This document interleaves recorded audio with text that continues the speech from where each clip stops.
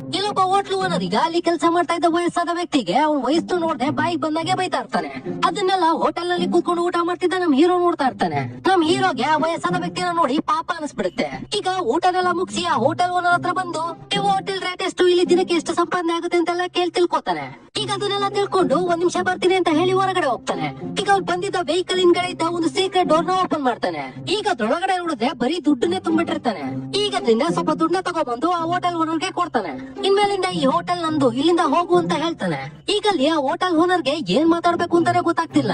ಇದ್ರ ಬಗ್ಗೆ ನಾಳೆ ಬೆಳಿಗ್ಗೆ ಮಾತಾಡ್ಕೊಳ್ಳೋಣ ಅಂತ ಹೇಳ್ತಾನೆ. ಅದಕ್ಕೆ ನಮ್ ಹೀರೋ ಈಗ ಸರಿ ಬಿಡು ನಿನಗೆ ಇಷ್ಟ ಇಲ್ಲ ಅನ್ಸುತ್ತೆ ಅಂತ ಹೇಳಿ ದುಡ್ಡ ತಗೊಂಡು ಅಲ್ಲಿಂದ ಹೋಗ್ಬೇಕಾದ್ರೆ ಅಷ್ಟೊಂದು ದುಡ್ಡನ್ನ ನೋಡಿದ ಹೋಟೆಲ್ ಓನರ್ ಈಗ ಆ ದುಡ್ಡ ಇಸ್ಕೊಂಡು ಆ ಹೋಟೆಲ್ ನ ಹೀರೋಗೆನೆ ಬಿಟ್ಕೊಟ್ಬಿಡ್ತಾನೆ.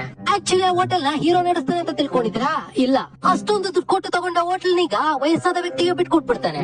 ಹಾಗೆ ಆ ಹೋಟೆಲ್ ಓನರ್ಗೆ ಮತ್ತೆ ಈ ಜಾಗಕ್ಕೆ ಬರೋ ಕೆಲ್ಸನ ಇಟ್ಕೋಬೇಡ, ಯಾಕಂದ್ರೆ ನಾನು ಇಲ್ಲಿ ಬರೋದಕ್ಕಿಂತ ಮುಂಚೆ ತುಂಬಾ ಜನರನ್ನ ಸಾಯಿಸಿ ಬಂದಿದ್ದೀನಿ ಈಗಂತ ಹೀರೋ ಹೇಳಿದ ತಕ್ಷಣ ಹೋಟೆಲ್ ಓನರ್ಗೆ ಆಫ್ ಆಗಿ ಅಲ್ಲಿಂದ ಹೋಗ್ಬಿಡ್ತಾನೆ. ಈಗ ವಯಸ್ಸಾದ ವ್ಯಕ್ತಿನ ಓನರ್ ಸೀಟ್ ಮೇಲೆ ಕೂರಿಸಿ ಇನ್ಮೇಲೆ ಯಾವನತ್ರನು ಬಯಸ್ಕೊಳ್ಳೋ ಅವಶ್ಯಕತೆ ಇಲ್ಲ ಅಂತ ಹೇಳಿ ಅಲ್ಲಿಂದ ಹೋಗ್ಬಿಡ್ತಾನೆ. ಅಲ್ಲಿಂದ ಸ್ವಲ್ಪ ವರ್ಷಗಳು ಕಳೆದಾದ್ಮೇಲೆ ಈಗ ವಯಸ್ಸಾದ ವ್ಯಕ್ತಿ 2-3 ಹೋಟೆಲ್ಗಳನ್ನ ಹಿಡ್ಕೊಂಡು ಜೀವನ ಹ್ಯಾಪಿಯಾಗಿ ಲೀಡ್ ಮಾಡ್ತಾ ಇರ್ತಾನೆ. ಈ ತರ ಅಟ್ಲೀಸ್ಟ್ ಒಬ್ಬನ ಜೀವನದಲ್ಲಾದ್ರೂ ನಡೆದಿದೆ ಅಂದ್ರೆ ನೀವು ನಂಬ್ತೀರಾ? ನಿಜ ಜೀವನದಲ್ಲಿ ಯಾವನಾದ್ರೂ ಒಬ್ಬ ಈ ತರ ಬಂದು ಹೆಲ್ಪ್ ಮಾಡ್ತಾನ?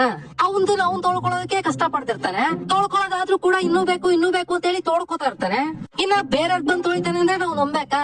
ಸಿನಿಮಾ ಅಲ್ವಾ, ಬಾಯಿಗೆ ಬಂದಿದ್ಬಾರ್ದು ತೋರಿಸ್ತಾ ಇರ್ತಾನೆ ನೋಡೋದಕ್ಕಿದಾರೆ ಅಂತ ಹೇಳಿ. ಈ ವಿಡಿಯೋ ನೋಡಿದ್ಮೇಲೆ ನಿಮಗೆ ಏನ್ ಅನಿಸ್ತು ಅಂತ ಹೇಳಿ ಕಾಮೆಂಟ್ ನಲ್ಲಿ ಹೇಳಿ. ಹಾಗೆ ಫಾಲೋ ಮಾಡೋದು ಮಾತ್ರ ಮರ್ತೋಗ್ಬೇಡಿ. Thank you.